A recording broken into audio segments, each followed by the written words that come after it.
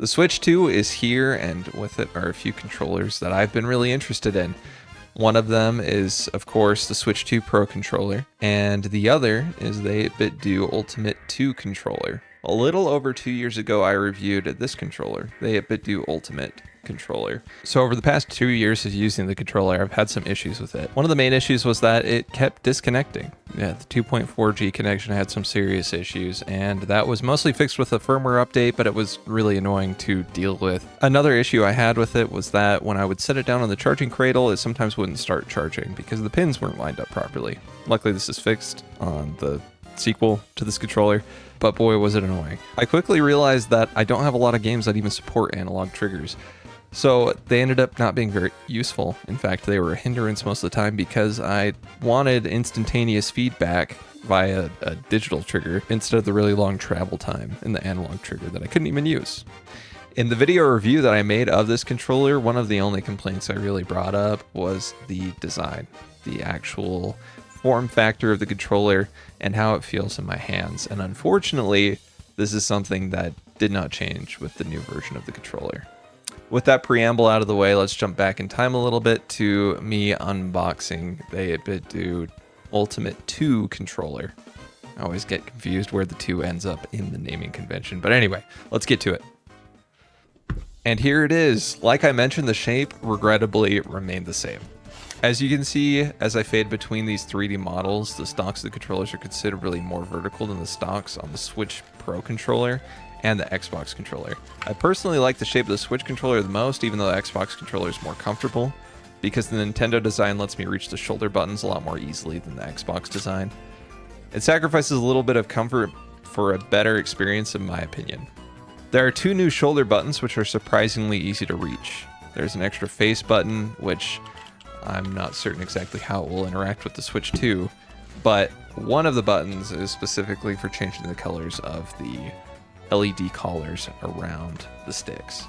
There are some minor differences between the 8-Bit Do Ultimate and the Ultimate 2 that aren't super visible just by looking at the controller. The shoulder and D-pad buttons are more tactile on this controller, which I kind of like. The face buttons are slightly mushier, which I don't like. Just like the original, there are 3 programmable profiles that you can switch between, so that hasn't changed. Now for the improvements, the digital to analog switches are fantastic. I love this change. Digital mode is really solid and has really short travel time. Now I can swap to analog only in the rare case that I need it for sim racing.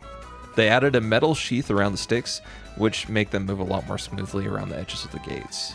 Speaking of the gates, they are lit by LEDs and have a really cool animation on by default that follows your stick movements and lights up depending on what buttons you press. There's a good deal of customization in the software for these rings as well, where you can adjust the colors and a couple of different animations are available.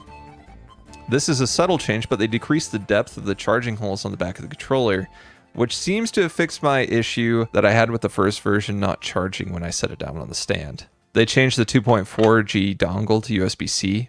I have more USB-A slots on my computer, but there's a chance that USB-C is marginally faster for the 2.4G signal. Just like the last one, this controller has Hall effect sticks, which should never drift. All in all, this is a fantastic controller for Switch and PC, especially at the $60 price point. And there are sales on it fairly often. Now, if only they could make the ergonomics a little more like the Switch Pro controller, I would absolutely love it.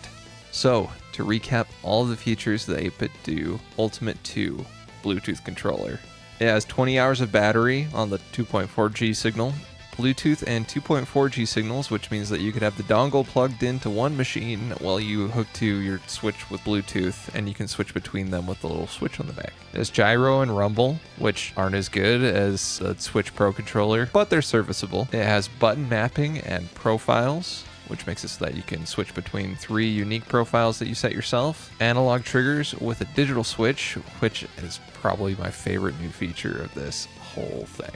Back buttons and extra shoulder buttons, a really awesome LED ring around the sticks, and a charging stand with a dongle. Being able to hide the dongle inside the charging stand and connect the charging stand directly to your computer so that you can charge with it and also communicate to the computer via the dongle is awesome. All in all, this controller is an insanely good value for what it is, and I would highly recommend it at this point. I don't think I said that with the last one, but I think the changes they made were enough to justify me actually recommending it.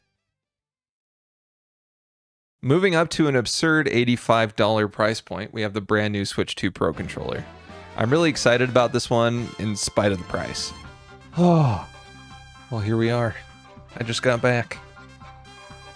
It's time to crack this bad boy open. So the first thing I noticed when I started opening this thing was that the packaging, not nearly as good as 8-bit does. A weird gripe, maybe, I don't know. But it didn't feel as good. But I digress. Let's get to the actual controller.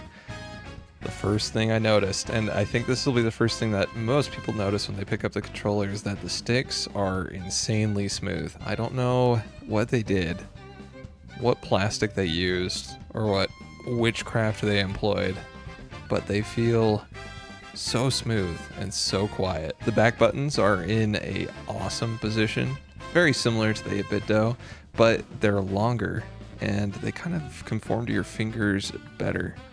At least mine.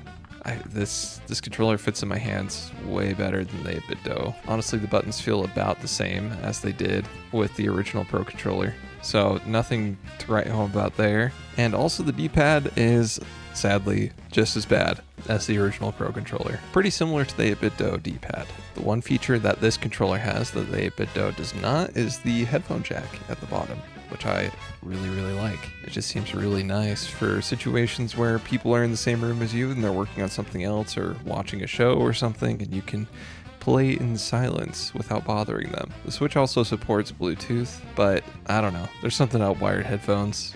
So after playing with the Switch 2 Pro controller, is it worth the $85? No. In fact, I'd say it's a good controller. But I think the 8-bit Do outclasses it in a lot of ways. Specifically versatility, that's the biggest one.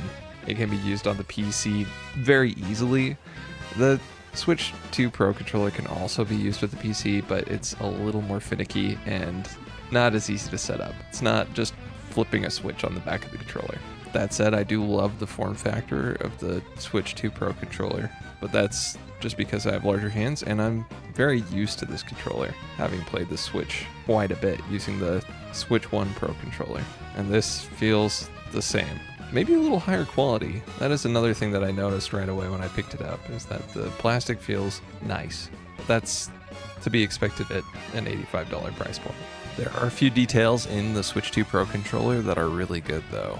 The back buttons are remappable to each individual game and each individual user profile, which makes it really nice to be able to map whatever back buttons you want for specific games and not have it interfere with any of your other mappings. The Switch 2 Pro controller can also wake up the Switch 2, which unfortunately the original Switch Pro controller cannot wake up the Switch 2. Same with the 8-bit Do. Switch 2 Pro controller also has an insane battery life, about 40 hours, which is comparable to the Switch 1 Pro controller, but apparently it also charges much faster than the original. So if the really smooth sticks, the audio jack, the mappable back buttons to each individual game, and the ability to wake up the Switch 2 are a big deal to you, then it might be worth your while to get the Nintendo Switch 2 Pro controller. Personally, I don't think it quite justifies the price point.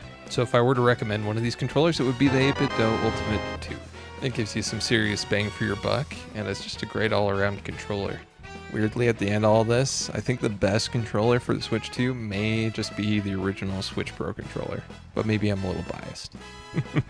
But thank you so much for watching. This was a lot of fun to do. I haven't done one of these in a long time, and I don't make too much content on my channel, but I would appreciate it if you subscribed so that maybe one day I can get all this stuff early instead of having to review it on release night. Anyway, thanks for watching. I hope that you guys have a good one, and I'll see you all later.